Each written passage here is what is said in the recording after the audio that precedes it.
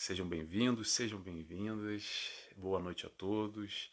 Mais uma vez é um prazer estar aqui no CEAP com vocês. É uma alegria, uma satisfação para a gente estar aqui nos encontrando novamente nesse domingo para falar do tema de hoje, que é batei a porta, ou melhor, batei a porta e ela abrir-se-vos-á, ou ela se abrirá, que é um trecho que a gente retirou aqui do Evangelho segundo o Espiritismo, capítulo 25, item buscai e acharei.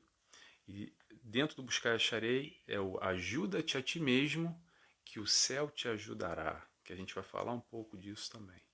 Mas antes de iniciar, eu convido a todos a fazerem comigo a nossa oração, para nos harmonizarmos, deixarmos um pouco a nossa confusão mental da vida lá fora e a gente conseguir se conectar aqui. Então eu convido a todos a fecharem os olhos, agradecendo a Deus Pai primeiramente, a Jesus, nosso mestre e guia, nosso amigo, a toda a espiritualidade de luz que prepara esse ambiente, que nos envolve nesse momento, que possamos aqui reunidos, mais uma vez como aprendizes que somos, buscar a palavra do Cristo, refletir um pouco e aprender um pouco mais, nos auxiliando nessa nossa busca, nessa nossa caminhada para o bem, para o bom e para o melhor. Que assim seja, graças a Deus. Muito bem, pessoal. Estou vendo que entrou mais gente aqui. Quem entrou agora, seja bem-vindo. Então, buscai e acharei, batei a porta e ela abrir-se-vos-á. E a primeira reflexão que eu quero trazer, aliás, eu vou ler aqui o trecho, tá? Só para a gente se situar na reflexão, para a gente não ficar aqui perdido. Vou ler só o iniciozinho da onde ele fala desse bater a porta, que eu resolvi retirar aqui. Ele diz o seguinte: pedi e vos dará, buscai e acharei, batei a porta e se vos abrirá. Porquanto quem pede, recebe, e quem procura, acha. E daquele que bate a porta, abrir-se-á. É o seguinte, para a porta abrir, a gente tem que bater, né? E esse convite, a primeira reflexão que eu quero trazer é no aspecto da fé. Como é que a gente bate essa porta? Como é que é feito esse convite para a gente bater essa porta? Esse relacionamento da fé raciocinada, principalmente que Kardec nos trouxe, que os espíritos, que a doutrina espírita traz, tão diferente daquela fé antiga que a gente conhece, aquela fé quase que a gente engole a seco, sabe? Porque é, não pergunte, porque tem que ser, porque são os mistérios divinos, ou o que é que seja, essa fé cega, muito difundida e muito habitual e muito normal até no mundo onde nós vivemos, até que a gente vai de encontro com a doutrina espírita e a gente tem essa nova proposta. Que proposta é essa? Dessa fé raciocinada. Essa fé que vai num sentido muito mais profundo e a gente consegue compreender e se relacionar com Deus, com a espiritualidade, com os nossos mentores, enfim, anjos da guarda, espíritos afins, de uma maneira diferente, com outro tipo de aproximação. Porque é normal, e eu escuto muito, as pessoas dizerem assim: ah, Nelson, mas eu não tenho muita fé. Ah, Nelson, eu queria tanto ter essa fé que algumas pessoas têm. E o que eu respondo sempre é o seguinte: a fé raciocinada é uma conquista, é através do raciocínio, como o próprio nome diz, fé raciocinada. O que é o raciocínio? O raciocínio é pensar, é elaborar, é construir, é chegar à conclusão por si só que sim, que faz sentido. Isso responde às minhas perguntas, aos meus anseios, às minhas expectativas. E nessa profundidade que a gente vai buscar, não só do raciocínio, mais à frente a gente vai falar do nível de sentimento, que aí é uma outra esfera muito mais profunda e no final das contas é essa que interessa, tá? Mas vamos abordar um pouquinho da questão da fé raciocinada. A fé raciocinada nesse sentido da conquista é quando aos poucos a gente vai compreendendo que ter fé não é só acreditar, mas ter fé é principalmente confiar. Então é a união da crença e da confiança. É quando chega aquele momento chave na nossa vida que a gente não só acredita, até porque acreditar é fácil, mas a gente passa a confiar em se entregar verdadeiramente. E isso é um aspecto muito individual, muito pessoal. É um relacionamento que cada um pode aqui discutir e falar de uma forma diferente, porque a gente compreende de formas diferentes esse relacionamento que nós temos com a espiritualidade, com Deus, com Jesus, o quanto a gente sente exatamente essa troca, como a gente se relaciona. Mas o aspecto da fé raciocinada vem exatamente para estimular, para a gente não só ter fé porque papai e mamãe ensinou, ou porque nos ensinou, porque o mundo nos diz que é isso aí mesmo e cala a boca e está pronto. Não, vamos entender como a espiritualidade age na nossa vida, como está tudo preparado, tudo nos seus conformes, como a espiritualidade atua no momento certo, na hora certa, nos colocando as pessoas certas, nos indicando o caminho certo. Para quê? Para a gente ter o livre-arbítrio de seguir ou de não seguir. Aí vem a questão do bater a porta, porque está tudo ao nosso alcance, a gente pode bater a porta.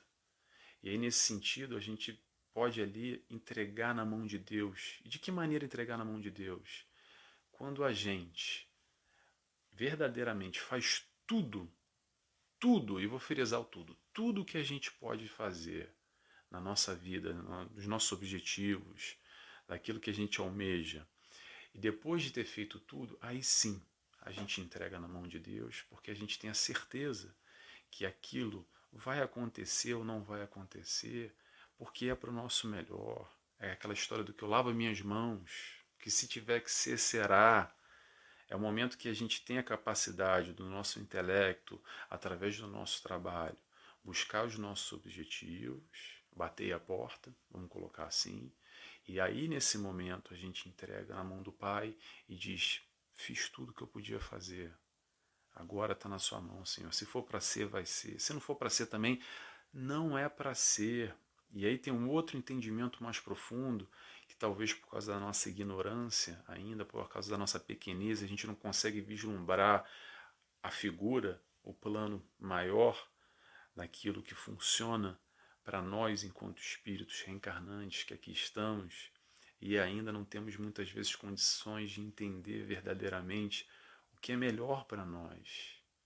Então, nesse momento, voltando ao raciocínio, nesse momento que a gente entrega verdadeiramente na mão do Pai, não é entregar por entregar, é entregar tendo a certeza que aquilo que está designado para nós, aquilo que vai acontecer na nossa vida ou não vai acontecer na nossa vida, é verdadeiramente o melhor.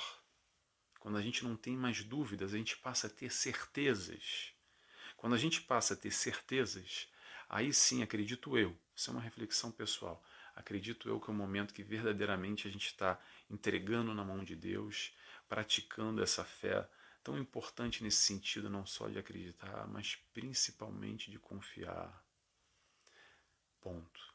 Tem um trecho do Evangelho que eu gosto muito, que eu quero compartilhar com vocês, que diz o seguinte, não é desse trecho aqui, tá? Do capítulo 25, que diz o seguinte: Deus nos dá o necessário e basta, a voz da consciência e as tendências, e nos priva, atenção, e nos priva do que pode nos prejudicar. Vou repetir, que para mim me toca muito, tá? Deus nos dá o necessário e basta, a voz da consciência e as tendências, e nos retira ou nos priva de tudo aquilo que pode nos prejudicar. Sabe aquela outra frase famosa que diz o seguinte: nenhuma árvore cai do céu não, nenhuma folha cai da árvore, desculpa, nenhuma folha cai da árvore sem o consentimento do Pai. É mais ou menos por aí. Quando a gente para refletir em cima de frases como essa, de tamanha simbologia, de tamanho significado, a gente tem ali o encontro para questionar verdadeiramente como é que nós nos relacionamos nesse aspecto da fé. O quanto a gente acredita e o quanto a gente confia verdadeiramente. E eu faço um convite, eu faço um questionamento para vocês. Qual é o relacionamento que você, que está me escutando agora, tem com o seu Deus. Vamos parar um pouco, vamos desacelerar um pouco, deixar um pouco o mundo do lado de fora. Vamos pensar, vamos raciocinar, vamos elaborar, como é o convite de Kardec da doutrina espírita, raciocinar a fé. Vamos raciocinar um pouco. Eu faço um desafio, não um desafio para agora, mas eu quero fazer um desafio para essa semana que vem. Tira um minuto só por dia. Lembrando que o dia são quase 1.500, eu sou ruim de matemática, são 1.500 minutos, 1.400 e tantos minutos, não lembro agora. Bota aí na calculadora, 24 vezes 60, multiplica aí e vê quanto é que dá. São quase 1.500 minutos. Então vamos retirar um minuto da semana e se questionar o que Deus representa para você. Só um minutinho. Tenta trazer essa reflexão para o nosso dia a dia, para o seu dia a dia, e se questiona dessa relação que você está tendo. E nesse sentido, além do raciocinar, que a gente pode falar aqui muita coisa bonita, a gente pode falar sobre Deus, de fé, a gente pode falar sobre Jesus, sobre espiritualidade, mas nada disso vai ser tão importante do que a questão do sentimento, como eu disse ainda há pouco. Porque o sentir Deus, o nosso mentor, a espiritualidade, a amiga que nos cerca, é um processo muito individual. Cada um tem uma relação diferente e a gente não tem aqui um sentimetrômetro para medir sentimento, porque cada um sente de uma maneira diferente, se relaciona de uma maneira diferente. Mas eu tenho certeza absoluta que todos nós, mais ou menos, em maior ou menor intensidade, mais vezes ou menos vezes, sentimos sim a presença de Deus, do nosso mentor, da espiritualidade que nos cerca ao nosso redor, nos auxiliando, nos abraçando, principalmente naqueles momentos que a gente mais necessita, naqueles momentos que a gente bate a porta. Vai ter sempre alguém lá do outro lado quando a gente bate a porta. Então é importante a gente ter essa afinidade, esse relacionamento, esse questionamento para elaborar, para construir mais esse aspecto e essa relação com a espiritualidade que nos cerca, porque a fé, sim, raciocinada, é construída. A gente pode ter mais fé. Vamos pensar, vamos raciocinar, vamos elaborar, tá bom?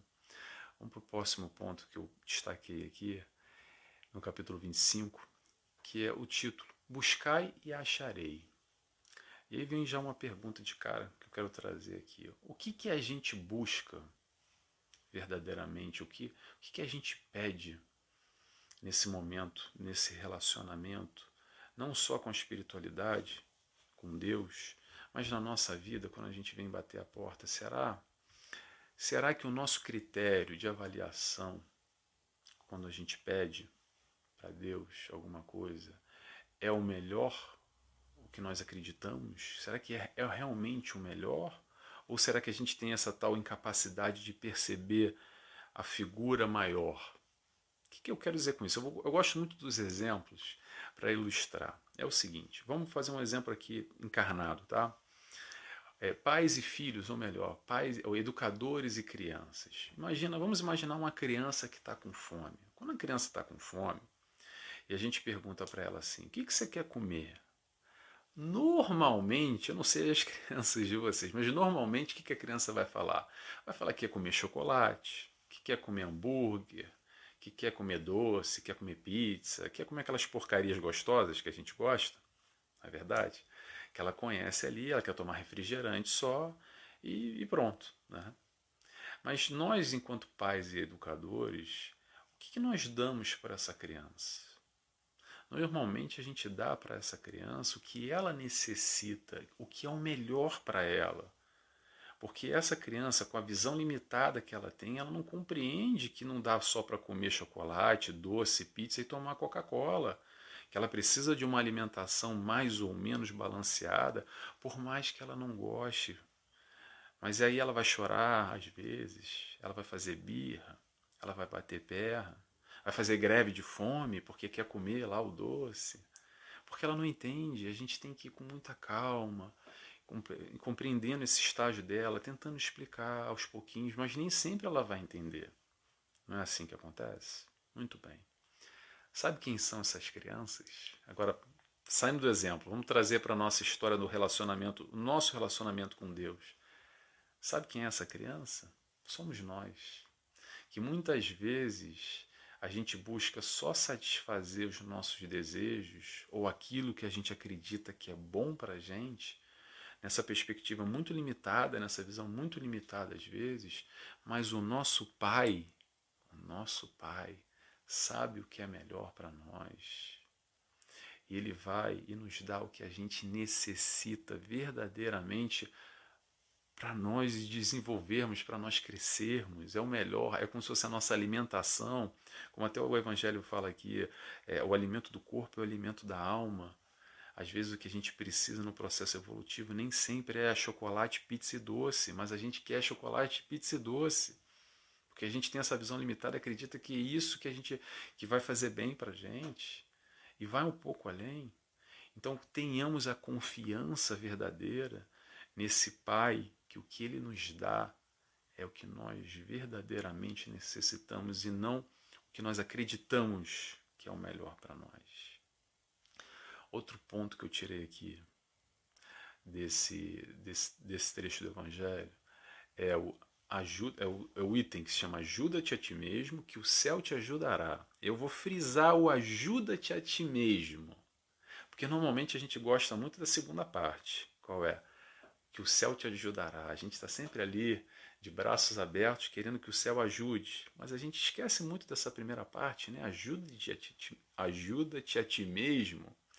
Normalmente a gente faz aquela brincadeira do que é o último a chegar e quer logo sentar na janela, né? A gente não quer fazer muito esforço, a gente quer logo ser ajudado, mas não está muito preocupado em se ajudar a si mesmo.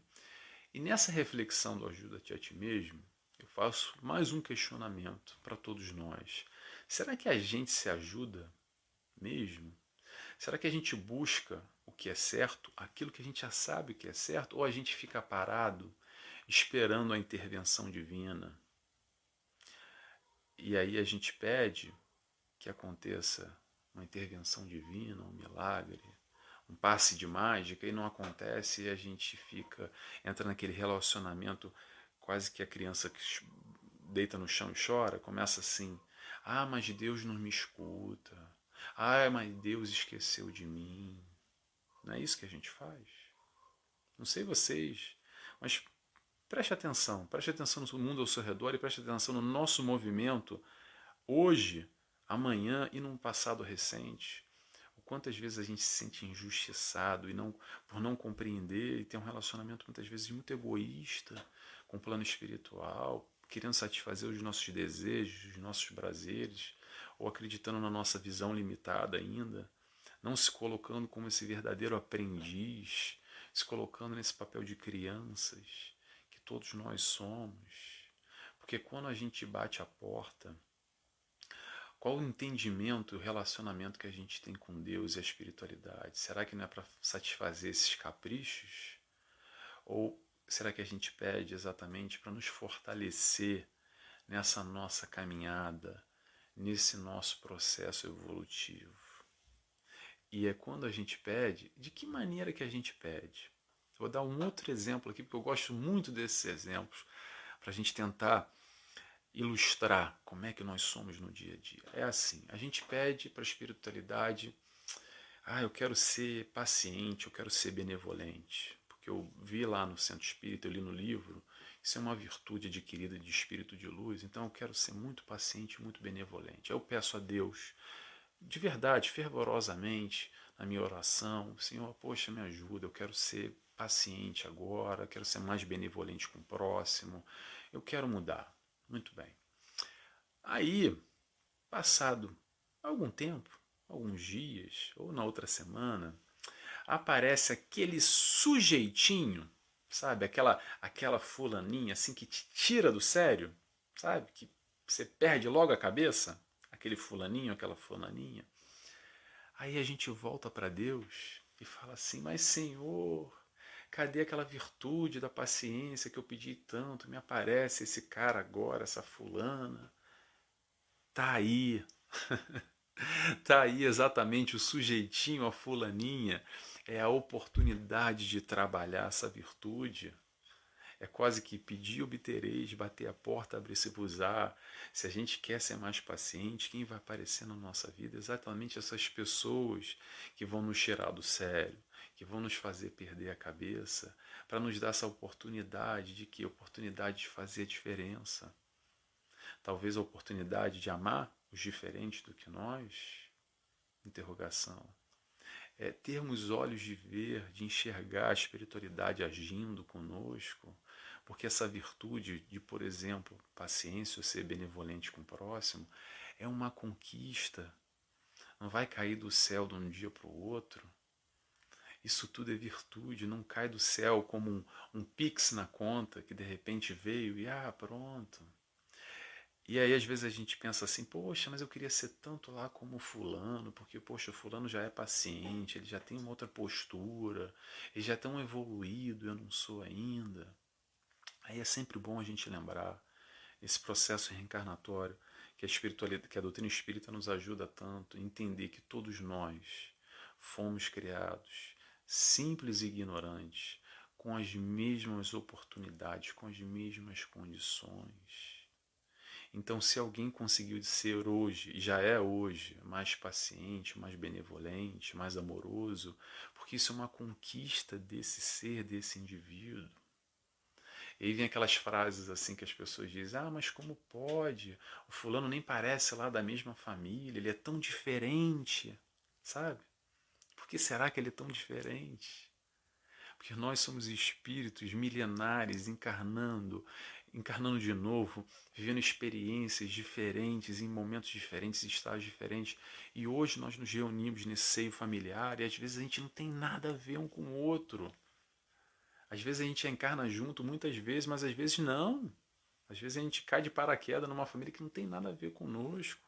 Não que nós sejamos melhores ou piores, porque se a gente está junto, porque todos nós temos que aprender um com os outros. Talvez a gente pode ser melhor num aspecto, mas o seu pai, a sua mãe, o seu irmão, o seu tio, o seu padrinho, não interessa, vai ter outro aspecto que ele já é mais desenvolvido que você, e para isso que a gente está aqui, para essa troca, para a gente aprender em conjunto, um com o outro, nessa simbiose, nesse reencontro de almas, porque se nós estamos aqui num mundo de prova e expiação, com a predominância do mal ainda, desculpa dizer isso para vocês, mas boa coisa a gente não é. Quando a gente para observar, a gente tem muitos aspectos ainda de orgulho, de egoísmo. Porque nesse processo de evolução é o seguinte, nós espíritos encarnamos e reencarnamos, saímos da barbárie a gente vai para uma civilização material e a gente passa para uma civilização moral. Agora uma opinião do Nelson, tá? Rapidamente aqui que a gente já está avançando no nosso horário. Eu acho que da barbárie a gente já saiu mais ou menos da barbárie. Às vezes quando a gente olha na notícia até parece que a gente ainda vive na barbárie, mas eu acredito que a gente está nesse estágio da civilização material, que a matéria é muito importante, é o foco basicamente da nossa sociedade, do nosso mundo como um todo, o aspecto material, é isso que a gente vislumbra e é isso que a gente dá valor majoritariamente falando. Aqui estou ampliando aqui uma visão muito generalista. Agora, o processo de evolução, isso que a espiritualidade nos traz, para nós, enquanto aqui encarnados, é desenvolver o intelecto e a moral. Mas claramente, o nosso problema ou a nossa dificuldade é o aspecto moral. É isso que eu disse ainda há pouco, que a gente vai da barbárie para a civilização material e aí sim a gente avança para a civilização moral. E são nessas pequenezas, nesses orgulhos, nesses egoísmos no nosso dia a dia, nesse relacionamento com o próximo, que a gente consegue perceber o quanto a gente ainda precisa evoluir. Precisamos evoluir, Nelson? Sim, precisamos muito, mas temos uma ajuda. Que ajuda é essa? Uma ajuda VIP, muito importante. Quem é esse muito importante? É o nosso mentor. Às vezes a gente esquece dele, mas todos nós, todos, vou frisar, botar a caneta amarelinha para destacar, todos nós temos um mentor que nos auxilia, que tem a responsabilidade, tem a tutela de nós encarnados aqui. que de alguma forma ele já está num outro patamar superior e tem a responsabilidade que nem a gente tem sobre uma criança, como pais, como educadores, a gente está ali encarregado de ministrar aquela criança dentro do melhor. Esse mentor também que todos nós temos, só que num outro nível evolutivo, muito maior do que o nosso, tem ali nas suas mãos essa ajuda, esse suporte a nos dar o tempo inteiro. E além disso, a gente tem os ensinamentos do Mestre Jesus. Então a gente tem aqui o Evangelho, que é quase que uma cartilha, é ali o help, é a ajuda para nos orientar, nos guiar na nossa caminhada, para nos ensinar o que mais importa, que é o que é desenvolver o lado moral. O que é desenvolver o lado moral, Nelson? É desenvolver o amor. O amor também é construído. O amor também é desenvolvido. O processo de amor também está nas nossas mãos. Lembremos que é muito difícil ainda a gente compreender isso. Esse negócio de amor, a gente ama o chocolate como a gente ama um filho, a gente ama o nosso time de futebol, como a gente ama a nossa esposa, como a gente ama o nosso animal de estimação. Sabe como é que a gente ama? A gente ama aos pouquinhos, muito aos pouquinhos. Pequenas parcelas, a gente vai aprendendo a desenvolver esse amor através dessas pequenas amostras. E aos pouquinhos a gente tem a oportunidade de amar um pouco mais, a gente passa a amar a natureza. Aí a gente passa a amar aquela pessoa que a gente não é muito com a cara, mas agora a gente já vai um pouco com a cara, ou já tolera ela. Mais à frente a gente vai desenvolver mais, elaborar mais esse amor e vai passar a verdadeiramente sintonizar com ela nesse sentido mais profundo, como Jesus nos ensinou, que amava a todos, até os inimigos, até aqueles que o perseguiam. Ele amava a todos indistintamente. Ele sabia das pedras que iam ser jogadas contra ele, sabia das incompreensões, sabia de tudo, mas ele amava, amava por amar. Então, aos pouquinhos, a gente vai aprendendo esse processo do amor. A gente já está quase terminando. Eu vou agora finalizar com um trecho que eu acho muito importante ressaltar aqui, que é: diz para a montanha, nesse processo de fé, tá? Voltando aqui, nesse processo de fé, diz para a montanha, move-te daqui para ali, e assim o será. Batei a porta, buscai e acharei.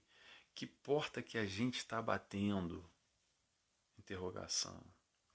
Mais uma pergunta: o que a gente quer para a nossa vida?